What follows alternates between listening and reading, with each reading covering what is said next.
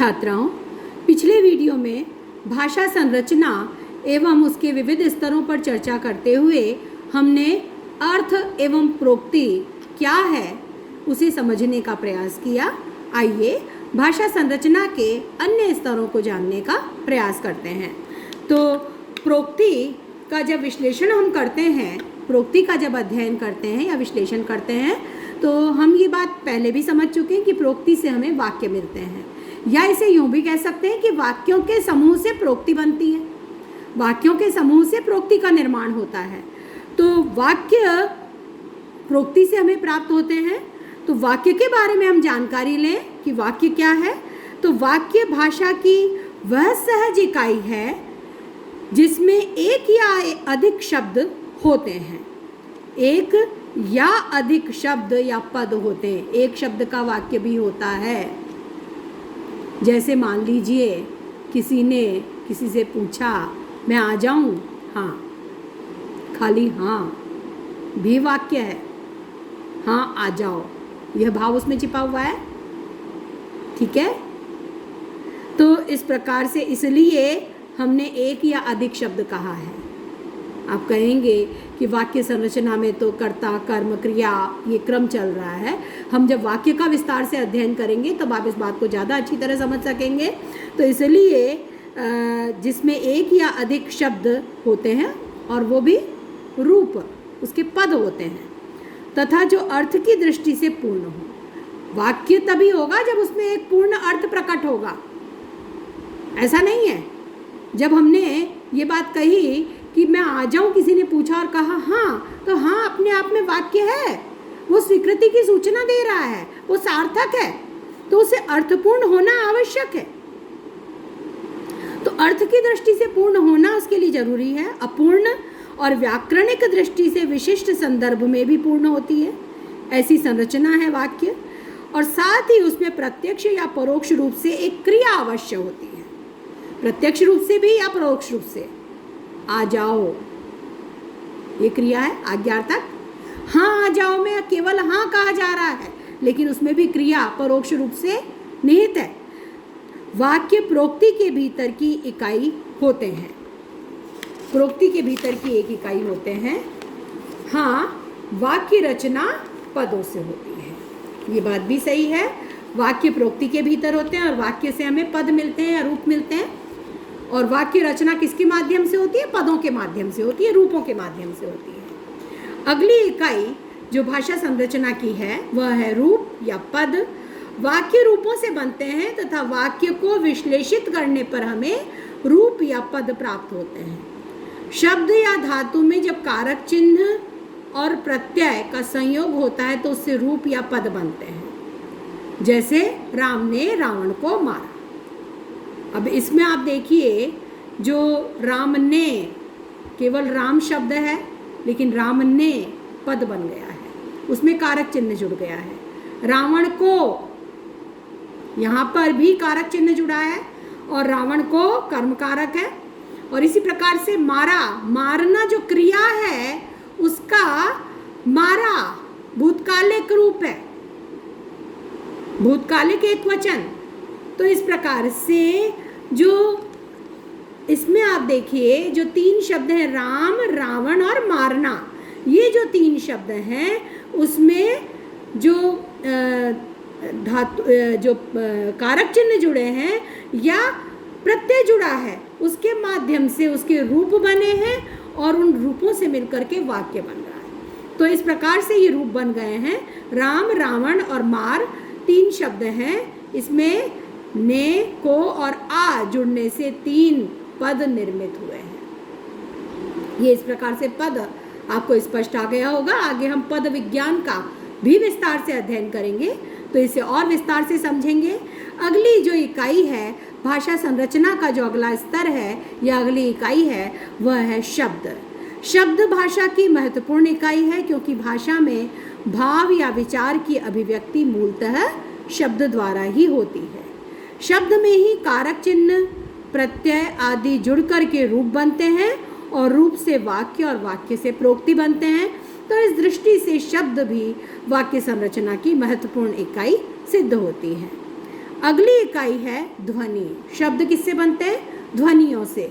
स्वनिम की हम चर्चा पहले कर चुके हैं। तो भाषा की जो लघुतम इकाई है वह है ध्वनियाँ। सार्थक नहीं होती, लेकिन मिलकर सार्थक शब्दों का निर्माण करती हैं। हम ध्वनि क्या होती है? ध्वनि अर्थ भेदक भी होती है, हम पहले बात कर चुके हैं। ध्वनियों के खाली बदल जाने से अर्थ बदल जाता है, हम इसकी चर्चा पहले कर चुके हैं और इसे बहुत अच्छी तरह से समझ चुके हैं। कोड़े और घोड़े, क और घ का अंतर है केवल, और इस ध्वनि के बदलने मात्र से मात्राएं समान है, बाकी ध्वनियां समान हैं, केवल क और घ बदला है और उससे उसका अर्थ बदल गया है। तो ध्वनि स्वयं सार्थक नहीं होती, लेकिन अर्थ उत्पन्न करने की क्षमता रखती है, अर्थ बदलने की क्षमता रखती हैं, सार्थक शब्दों का निर्माण करती हैं मिलकर के। ध्वनि को ही स्वन या फोन भी कहते हैं। हम स्वनिम पढ़ चुके हैं पहले। जैसे विद्यालय शब्द में कितनी ध्वनियाँ हैं?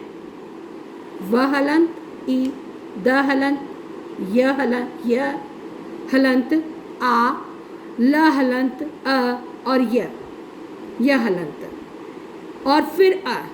इन ध्वनियों से मिलकर के विद्यालय शब्द पूरा बनता है।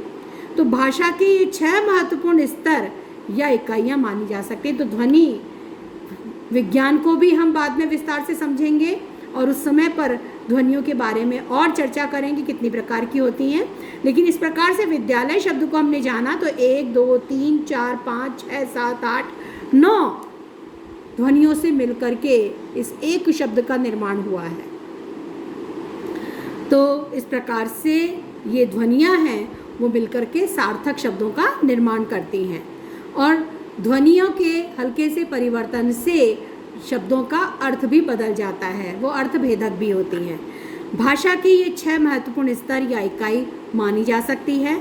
इनके साथ ही विचार करें तो हॉकिट द्वारा माने गए रूप स्वनिमिक स्तर, जो रूप और ध्वनि को जोड़ने वाला स्तर है, तथा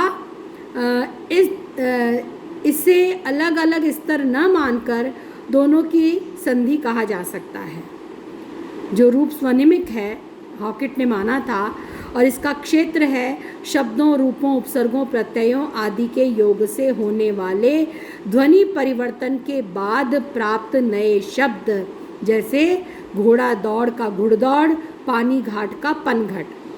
तो भोलानाथ तिवारी इस प्रकार से 6 भाषा के स्तर या इकाइयों को स्वीकार करते हैं, उन्हें मानते हैं। उनके पश्चात वो हॉकिट द्वारा जो ध्वनि की इकाइयाँ या स्तर बताए गए थे उन पर भी चर्चा करते हैं। तो वे कहते हैं कि हॉकिट द्वारा माने गए रूप स्वनिमिक स्तर, जो हॉकिट ने जो तीसरा माना था स्तर, रूप स्वनिमिक स्तर, जो रूप और ध्वनि को जोड़ने वाला स्तर है, रूप और ध्वनि को जोड़कर चलता है और इसे अलग अलग स्तर न मानकर दोनों की संधि भी कहा जा सकता है। इसका विश्लेषण कर रहे हैं वो। इसका क्षेत्र है शब्दों, रूपों, उपसर्गों, प्रत्ययों आदि के योग से जो ध्वनि परिवर्तन होता है और नए शब्द हमें प्राप्त होते हैं, वो इसका क्षेत्र कहा जा सकता है। तो जैसे घोड़ा दौड़ से घुड़दौड़, इसी प्रकार से पानी घाट से पनघट, ये शब्द का निर्माण हो रहा है। संस्कृत में हम संधि के अंतर्गत इसका अध्ययन करते रहे हैं और यदि भाषा के स्तर की दृष्टि से देखें तो इसे 7वां स्तर हम मान सकते हैं। तो संधि के रूप में हम इसे देख सकते हैं और इसे 7वें स्तर के रूप में 6 स्तर माने, उसके बाद में 7वां स्तर इसे मान सकते हैं कि किस प्रकार से शब्दों के मेल से और इस प्रकार से जो ध्वनि परिवर्तन होता है वो भी एक भाषा का स्तर कहा जा सकता है। उसे हम 7वां स्तर मान सकते हैं, ऐसा भोलानाथ तिवारी का मानना है। इसी प्रकार से भाषा का जो लिखित रूप है, इसकी दृष्टि से लिपि की अपनी आंतरिक संरचना की व्यवस्था होती है, उसे भी हम इसमें ले सकते हैं भाषा संरचना के स्तरों में। तो लिपि की भी अपनी आंतरिक संरचना की व्यवस्था होती है। जैसे हम उदाहरण से समझेंगे इस बात को तो ज़्यादा अच्छी तरह स्पष्ट हो जाएगी। जैसे हम नागरी का उदाहरण लेते हैं। नागरी में हम लिपि शब्द जब लिखते हैं, मान लें हम लिपि ही शब्द ले लें, हम और दूसरा कोई भी शब्द भी ले सकते हैं, ठीक है, लेकिन हम लिपि शब्द को ही ले लें। लिपि शब्द अंग्रेजी में भी लिखकर देख लेते हैं, हिंदी में भी लिखकर देख लेते हैं। जैसे लिपि शब्द है तो लिपि शब्द में ई की मात्रा का चिन्ह ल और प से पहले लगेगा। जैसे लिपि, ल लिखा उसके पहले ई मात्रा लगी और प के पहले लगी। छोटी ई की मात्रा है तो पहले ही लगेगी। लेकिन वही लिपि शब्द जब हम रोमन में लिखते हैं तो जो मात्रा है वो बाद में लगती है। LIPI में यह मात्रा का चिन्ह L और P के बाद लिखा जा सकता है, लिखा जाएगा। ठीक है, इसी प्रकार से हिंदी की व्यवस्था, हिंदी की और मात्राएं हैं। मान लीजिए हम नरेश शब्द लेते हैं, न लिख देंगे, र लिखेंगे, र के ऊपर हम एक ही मात्रा चढ़ाएंगे और फिर श लिखेंगे। ठीक है, और अंग्रेजी में नरेश कैसे लिखा जाएगा? हिंदी में अ है, न हलंत में जुड़ा हुआ है। हम जो नरेश लिख रहे हैं उसको अलग से नहीं लिखना पड़ेगा। अंग्रेजी में NA लिखा जाएगा। और इसी प्रकार से RE, उसमें ऊपर मात्रा चढ़ाने की व्यवस्था नहीं है। ये लिपि की आंतरिक संरचना व्यवस्था नागरी की अपने प्रकार की है, रोमन की अपने प्रकार की है। ठीक है, तो रोमन लिपि वो जिसमें अंग्रेजी लिखते हैं हम। तो इस प्रकार से लिपि की भी अपनी व्यवस्था होती है, तो लेखन की भी अपनी व्यवस्था होती है, अपनी संरचना है, और भाषा के लिखित रूप के लिए अत्यंत महत्वपूर्ण भी है। तो इस प्रकार से लेखन संरचना रूप में भाषा के स्तरों में इसे भी सम्मिलित किया जा सकता है। तो लिपि को भी हम इसमें सम्मिलित कर सकते हैं। तो इस प्रकार प्रोक्ति, वाक्य, रूप, शब्द, ध्वनि, अर्थ, फिर रूप स्वनिम जिसे हम संधि के अंतर्गत रखते हैं संस्कृत में। रूप स्वनिम जो हॉकेट ने माना है, ये 7 भाषा के केंद्रीय स्तर कहे जा सकते हैं। और साथ ही लेखन संरचना भी भाषा के लिए महत्वपूर्ण है, तो इसलिए वह भी इससे पूरी तरह संबद्ध है।